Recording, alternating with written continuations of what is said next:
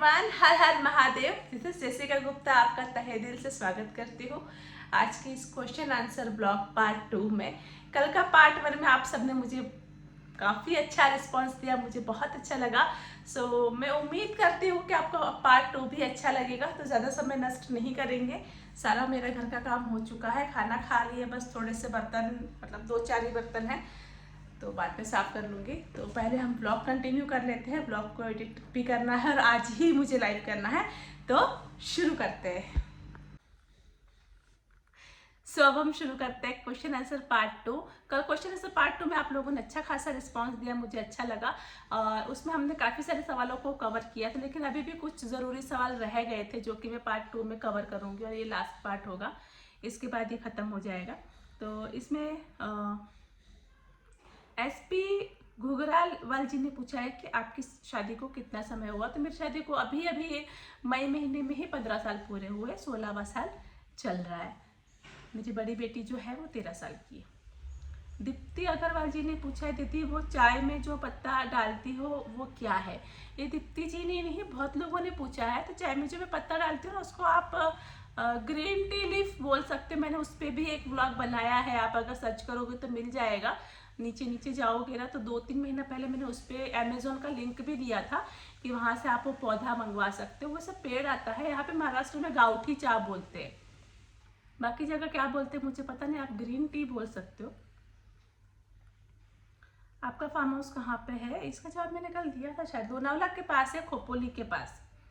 Ma'am आपने जो photo लगाया था कि आपने अपना बेटा खो दिया है, क्या ये सच बात है। हाँ जी, कोई माँ क्यों झूठ बोलेगी कि उसको बेटा चला गया। ये बिल्कुल सच बात है और ये हुआ था मेरे साथ। 2008 में प्रेग्नेंट हुई थी मैं, 2009 में ये हादसा हुआ था, जो कि बिल्कुल सच बात है, झूठ नहीं बोलती हूँ मैं क्या, दुनिया की कोई माँ अपने बच्चे को ऐसा मरा हुआ नहीं बोलेगी।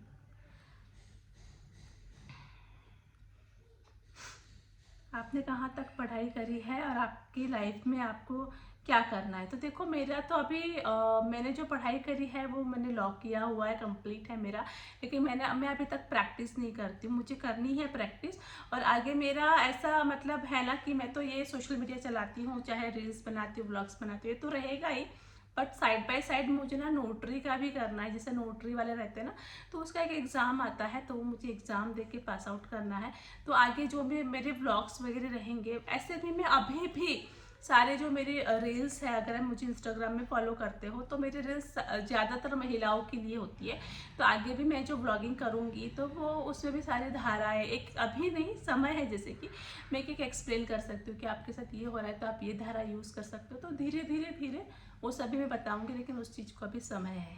तो मेरा ऐसा है कि मैं सोशल मीडिया और मेरा लॉ दोनों का एडवांटेज मतलब एक साथ में दोनों को यूज़ करूँ, देखते कैसे होता है। अभी तो सिर्फ सोचा ही है। तुम बहुत अच्छी हो दीदी। Thank you. गुजराती में बोलो। डिम्पल बेन हो શું બોલું ગુજરાતીમાં તમે જ કહો। જમી લીધું, છોકરાઓ ગયા સ્કૂલમાં અને હમણાં તો હું બેઠી છું, સોફાની ઉપર ચડીને બેઠી છું, કારણ કે આજે નીચે બેસવાનું મન નથી।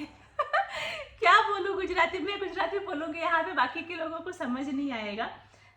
मुझे हिंदी में ही बात करनी पड़ेगी। हेल्प करोगी क्या दीदी, क्या हेल्प करनी बताइए, ज़रूर हेल्प कर दूँगी। दीदी आप गुजरात में कहाँ से हो, आपको गुजराती आती है क्या। हर्षिता जी का सवाल है। गुजराती तो मैंने अभी बोल के सुना दी हर्षिता जी। और गुजराती मेरी मम्मी अभी फ़िलहाल रहती है अहमदाबाद में। वैसे मेरे पापा का जो गांव है वो अडपोदरा है और मेरी मम्मी का गांव जो है वो रूपाल है, गुजरात में। आपकी बेटी गुनगुन किस क्लास में पढ़ती है। मैं भी उसकी तरह एक स्टूडेंट हूँ। ये राधा जी का सवाल है, राधा प्रिंस। तो गुनगुन अभी 8वीं में पढ़ रही है, 8th में है। जो मुनमुन है छोटी वाली मेरी लड़की, वो 6th में है, लड़का 1st में है। दीदी होटल ब्लॉग लाओ ना, फार्म हाउस में क्यों रह रहे हो। तो डियर मैं फार्म हाउस में नहीं हूँ दीपाली जी, मैं तो घर आ गई हूँ, उसी दिन संडे के रात को ही आ गई थी, क्योंकि बच्चों की स्कूल रहती है ना मंडे से, तो मैं रही नहीं वहाँ पे। और रही बात होटल टूर की, तो होटल देखो मैं आपको सच बताऊँ दिक्कत क्या है। मैं रहती हूँ महाराष्ट्र में। अब महाराष्ट्र में ना यहाँ का जो सावन है वो अभी शुरू हुआ है। जैसे अपने यहाँ नॉर्थ में 15 दिन पहले सावन शुरू हो जाता है, यहाँ पे 15 दिन बाद, वेस्ट साइड में 15 दिन बाद शुरू होता है। तो इन लोगों का क्या था कि अभी कल से ही सावन लगा है, तो एक दिन पहले जो भी ड्रिंक करने वाले लोग रहते हैं उन लोगों का रहता है एक गटारी बोलते हैं यहाँ पे। आप बोल सकते हो कि एक दिन पहले वो लोग खूब खाना पीना पार्टी करते हैं, क्योंकि फिर सावन का 1 महीने तक वो लोग ना नॉनवेज खाते हैं ना ही ड्रिंक लेते हैं। सब आदमी लोगों का यहाँ पे रहता है, लोकल लोगों का रहता है ऐसा।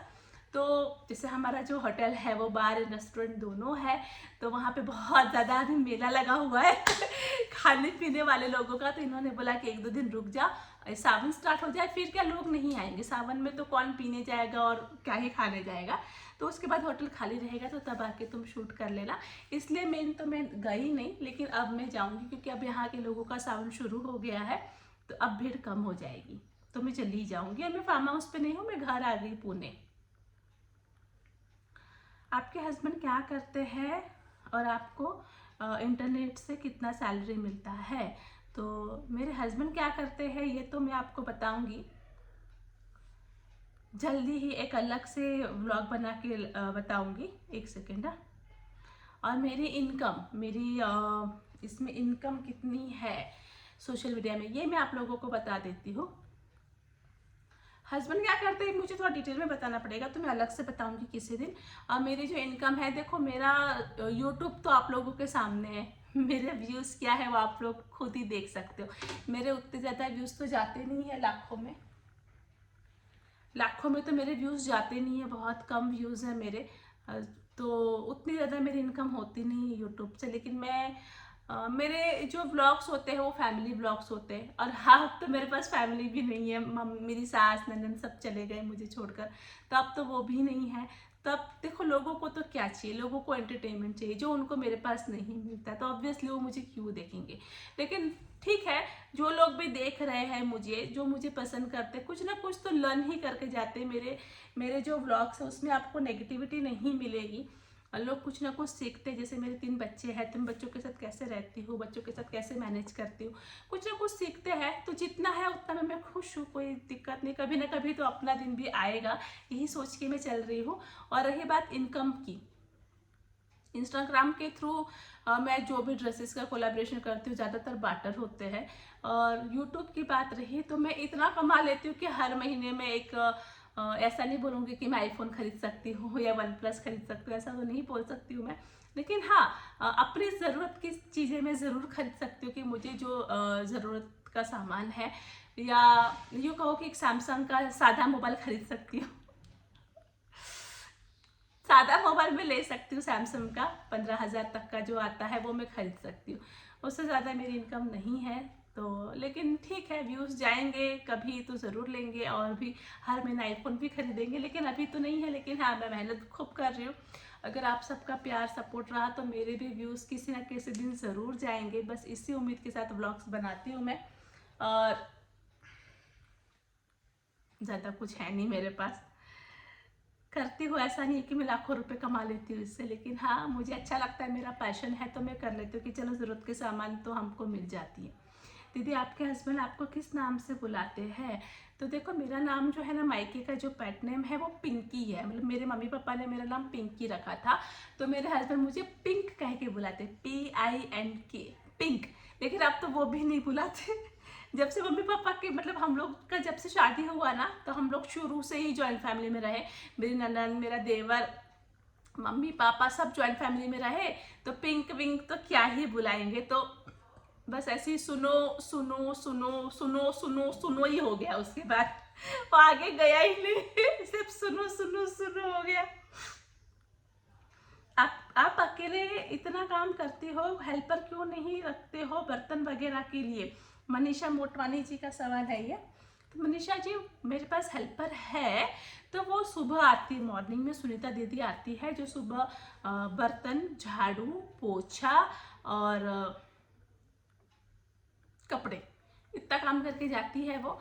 लेकिन उसके बाद दिन भर वो नहीं आती, क्योंकि मैं दिन भर किसी को नहीं रख सकती, क्योंकि देखो मेरा अपना भी शेड्यूल होता है, मेरा अपना भी टाइम होता है। तो मैं अभी दिन भर अगर किसी को यहाँ पे रखती हूँ तो फिर मुझे उसके टाइम के अकॉर्डिंग चलना पड़ता है। तो उसके बाद फिर जब बच्चे आते तब बर्तन होते हैं, चाहे रात को खाना खाते वो बर्तन होते, तो उतना मैं कर लेती हूँ खुद से ही। बाकी दिन भर की मेड की मुझे ज़रूरत नहीं है, क्योंकि मुझे ऐसा लगता है कि थोड़ा बहुत खुद से भी करना चाहिए। हाँ, सुबह आके हेल्प करके जाती है, उतना मेरे लिए बहुत है, बहुत। बाकी दिन भर के लिए मैंने किसी को भी अभी नहीं रखा हुआ है।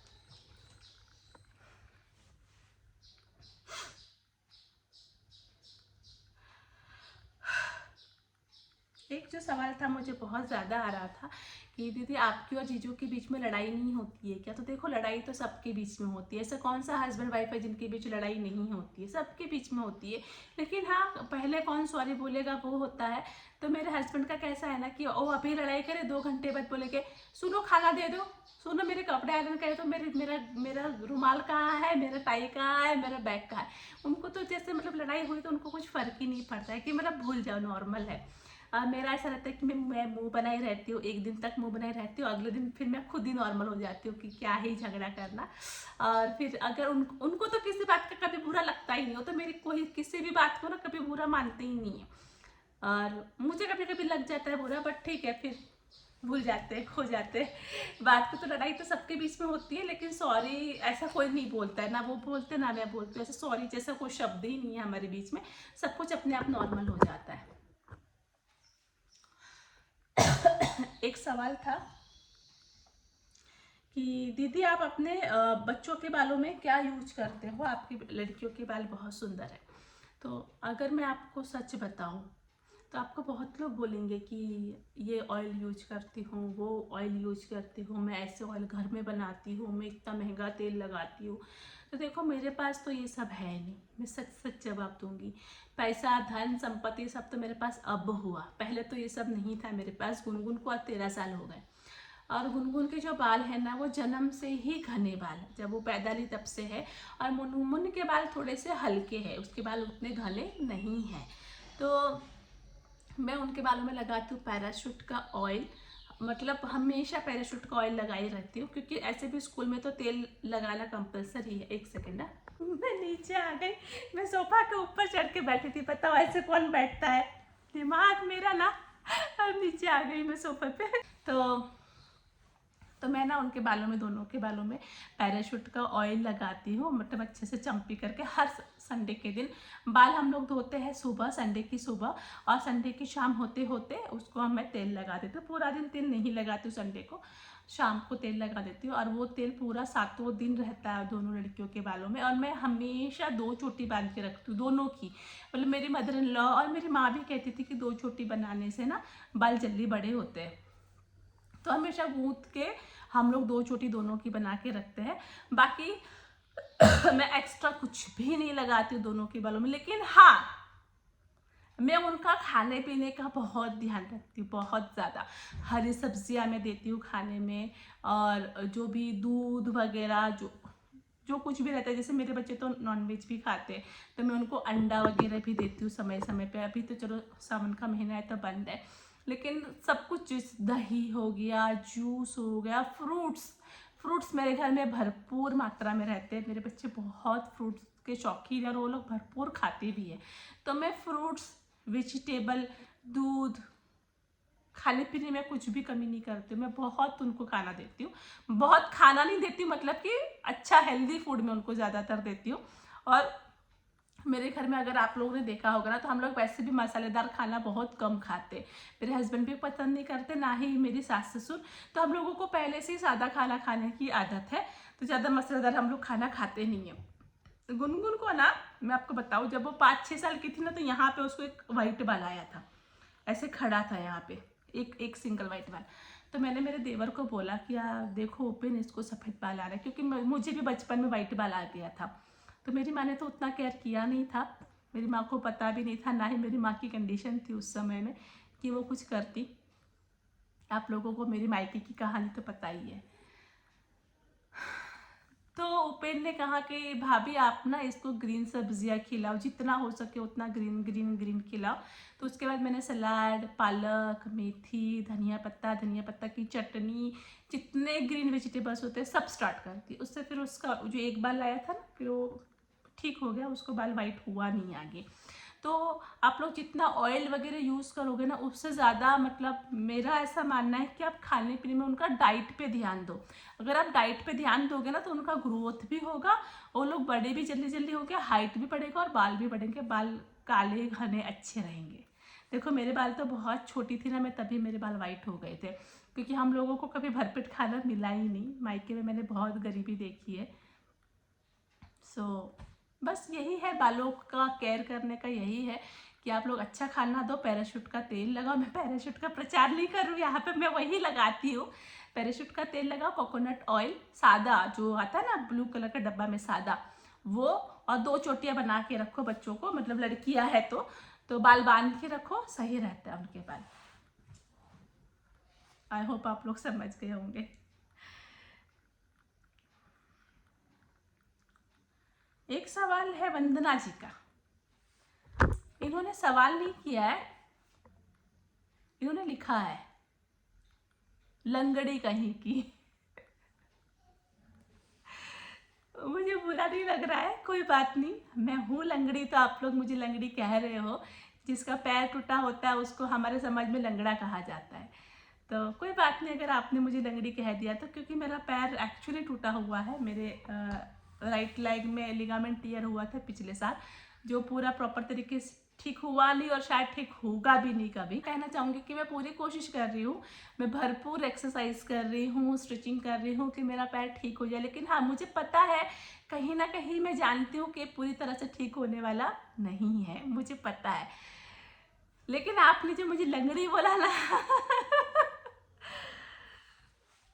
दर्द हुआ यार, दिल में दुखा,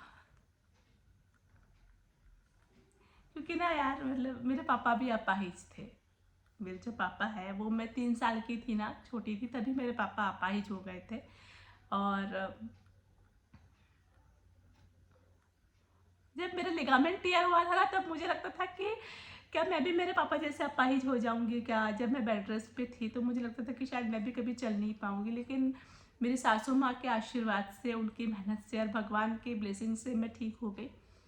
लेकिन आपने जो आज मुझे लंगड़ी बोला है ना, मैं भगवान से प्रार्थना करूंगी कि आपको ये दिन देखना ना पड़े, ना आपके फैमिली मेम्बर्स को कभी ऐसा दिन देखना पड़े, क्योंकि जब कोई लंगड़ा बोलता है ना तो बहुत फील होता है, बहुत बुरा लगता है, जो एक्चुअल में लंगड़ा है।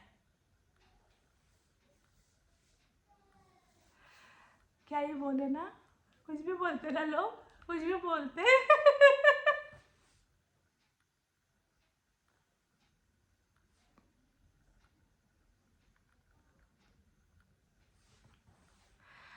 तो थैंक यू जिन्होंने ये मैसेज किया था, आपने मुझे याद दिलाया कि हाँ मेरे पैर में तकलीफ है। मैं ऐसे तो मैं नहीं भूलती हूँ, क्योंकि मुझे दुखते रहते हैं बीच बीच में, तो मुझे वैसे भी याद रहता है कि हाँ तकलीफ है मुझे। बट बहुत बहुत शुक्रिया, आज आपने फिर से याद दिला दिया। चलो अब मैं चलती हूँ, सवाल जवाब सारे ख़त्म हो गए। एक ब्लॉग रह गया कि पति मेरे क्या करते हैं, तो इसके ऊपर मैं डिटेल ब्लॉग जल्दी ही लेकर आऊँगी, तो वो भी बताऊँगी। और होटल टूर में अभी आज नहीं कल जाऊँगी, आज का ब्लॉग आज ही लाइव हो जाएगा, कल मैं होटल टूर के लिए निकलूँगी, तो कल बना दूँगी होटल टूर। बहुत बहुत शुक्रिया आप सबका इतना प्यार देने के लिए, और ऐसे ही आगे भी प्यार अपना बनाए रखिएगा, खूब सारा प्यार दीजिएगा, लाइक कमेंट कर दीजिएगा ब्लॉग में। और मैं मिलती हूँ नेक्स्ट ब्लॉग में, आज का ब्लॉग यही ख़त्म करूँगी, अब मुझसे बोला नहीं जा रहा है। Bye bye, love you.